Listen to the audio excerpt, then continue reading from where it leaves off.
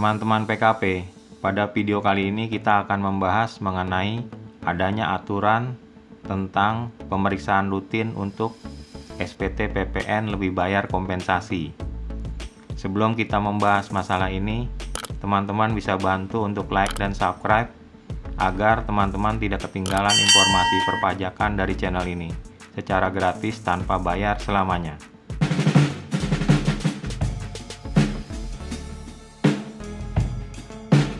Dasar mengenai aturan pemeriksaan untuk SPT PPN lebih bayar kompensasi adalah pada Surat Edaran Nomor SE 15/PJ/2018 tentang kebijakan pemeriksaan. Nah, teman-teman, untuk lebih detailnya kita lihat langsung ke halaman 53, teman-teman. Di sini di halaman 53, alasan pemeriksaan rutin. Pemeriksaan rutin dilakukan dalam hal poin C, wajib pajak menyampaikan SPT masa PPN lebih bayar kompensasi. Nah, di sini jelas teman-teman, SPT masa PPN lebih bayar kompensasi itu masuk kepada pemeriksaan rutin. Seperti apa pemeriksaan rutin itu? Teman-teman juga bisa melihat wajib pajak yang menyampaikan SPT masa PPN yang menyatakan lebih bayar restitusi itu juga masuk kepada pemeriksaan rutin. Kalau poin B ini sudah jelas ya teman-teman, karena kita mengajukan restitusi, maka sebelum restitusi itu disetujui, itu kita dilakukan pemeriksaan dulu SPT PPN dari tahun yang dimintakan restitusi tersebut.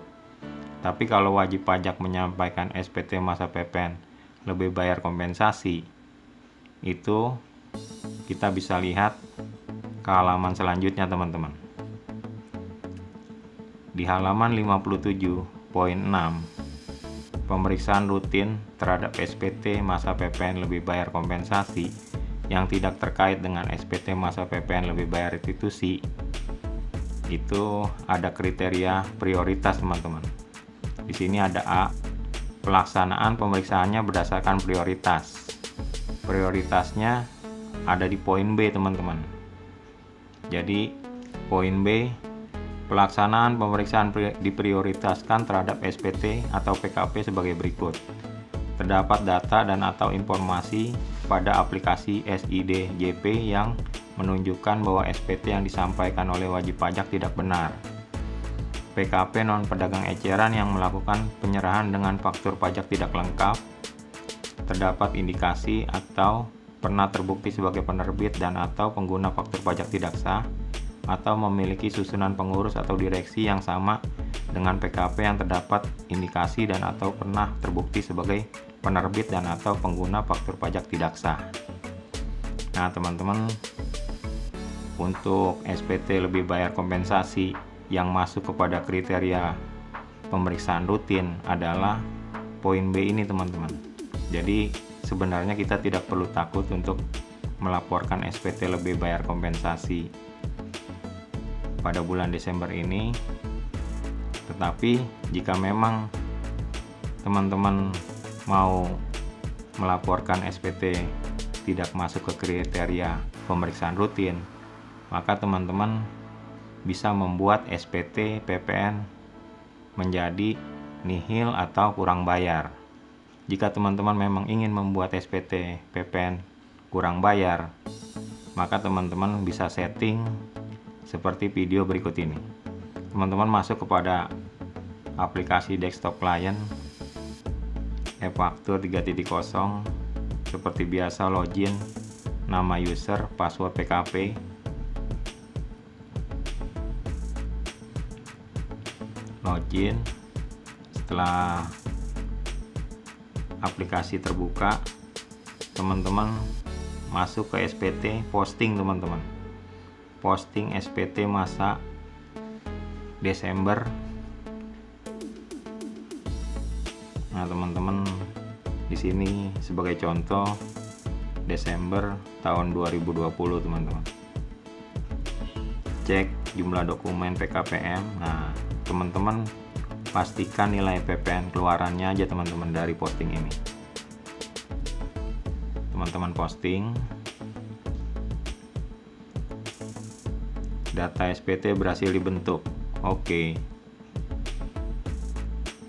Teman-teman masuk ke SPT. Teman-teman lihat bagian 2 Romawi, PPN kurang atau lebih bayar. Di sini kurang bayar 49 juta. Nah, 49 juta PPN keluarannya itu teman-teman ingat-ingat. Lalu teman-teman langsung ke daftar pajak pre-populer pajak masukan teman-teman. Teman-teman dapatkan faktur pajak masukan dari bulan Desember ini. Jadi intinya pajak masukan ini nantinya jangan sampai melebihi pajak keluaran teman-teman. Tadi kan kita pajak keluaran 49 juta sekian. Nah, kita cari pajak masukan dari pre-populer data jangan sampai melebihi 49 juta PPN-nya teman-teman. Agar SPT PPN yang kita mau buat ini menjadi kurang bayar.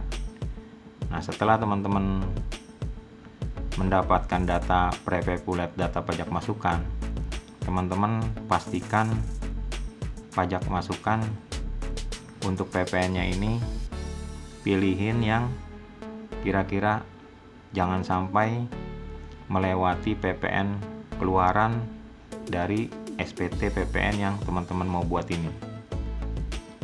Teman-teman hitung secara mana saja yang teman-teman mau upload. Jangan sampai teman-teman mengupload semuanya teman-teman. Dikhawatirkan nanti akan melebihi PPN keluaran.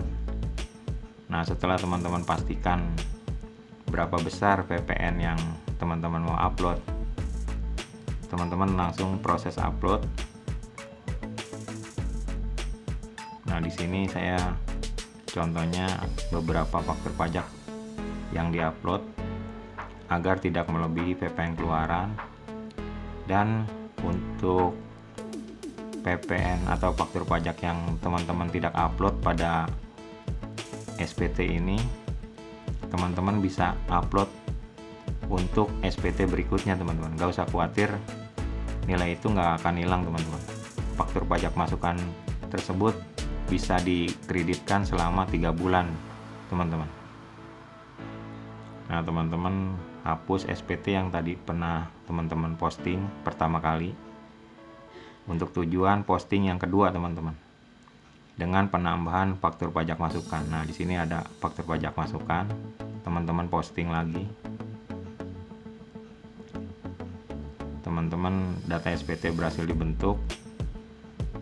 Lihat SPT yang sudah dibentuk teman-teman, pajak keluarannya dan faktur pajak masukannya berapa. Setelah dihitung hasilnya seperti apa, teman-teman lihat pada SPT yang sudah dibentuk pada postingan kedua. Buka SPT untuk diubah. SPT berhasil dibuka. Oke. Masuk SPT formulir induk 1111 bagian 2 Romawi. PPN kurang bayar adalah 20 juta sekian. Dari PPN keluaran tadi 49 juta sekian. Nah, faktur pajak masukannya itu yang dapat diperhitungan 28 juta sekian, teman-teman. Jadi PPN kurang bayar 20 juta sekian. Nah, ini adalah PPN yang teman-teman bisa buatkan kode billingnya dan disetorkan ke kas negara. Sebelum teman-teman nanti lanjutkan untuk pembuatan SPT PPN pada aplikasi desktop client dan lanjut pelaporannya di web based e-faktur 3.0. Oke teman-teman, itulah proses, tips dan trik agar teman-teman membuat SPT PPN masa Desember tidak masuk kepada pemeriksaan rutin. Semoga video ini bermanfaat buat teman-teman. Jangan lupa untuk like, subscribe agar teman-teman tidak ketinggalan informasi perpajakan dari channel ini secara gratis tanpa bayar selamanya. Terima kasih.